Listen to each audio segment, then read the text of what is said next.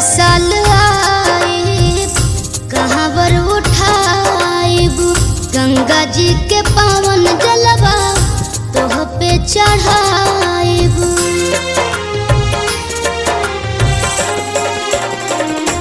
हो हर साल आइब कहावर उठाइब गंगा जी के पावन जलवा तोह पे चढ़ाइब। मांगी नहीं अन्न धन सोना चांदी गहना बस ये चाहे शिव जी बार हो। श्री राम जैसन दीहा दुल्हवा लक्ष्मण भरत वसुदेवार हो।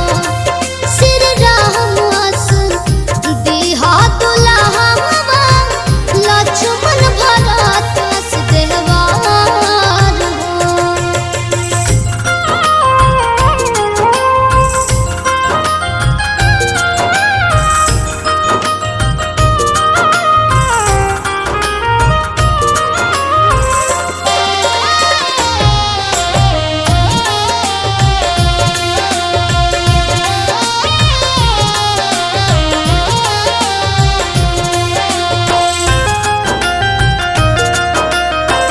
बेटिनियन मानत रही सीता जी के कोसिला उहे दुलार हमहू ससुर में खोजिला।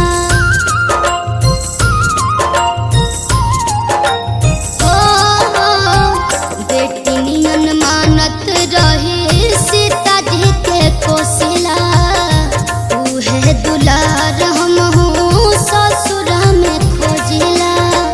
राजा दशरथ मिलते ससुर के रूप में स्वर्ग नियन शोभित घर हो। श्री राम जैसन दीहा दुल्हवा लक्ष्मण भरत वसुदेवार हो।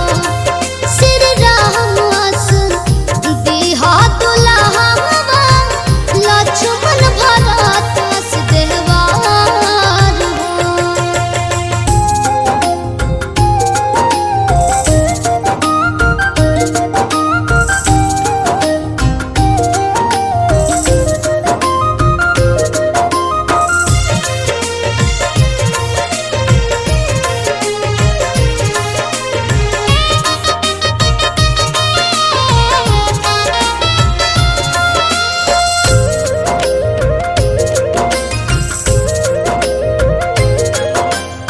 स्वामी तीनों लोकावा के है त्रिपुरारी अर्जी लगावे रौरी दुआरी।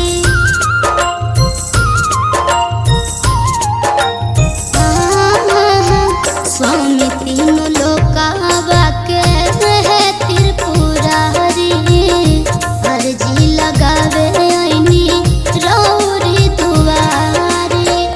कर जल ढरिया फेरी हो नजरिया जाए जिंदगिया सवार हो। श्री राम जैसन दीहा दुल्हवा लक्ष्मण भरत वसुदेवार हो। श्री राम दीहा दुल्हवा लक्ष्मण भरत वसुदेवार हो। हर साल आइब कहावर उठाइब गंगा जी के पावन जलवा तोह पे चढ़ाइब।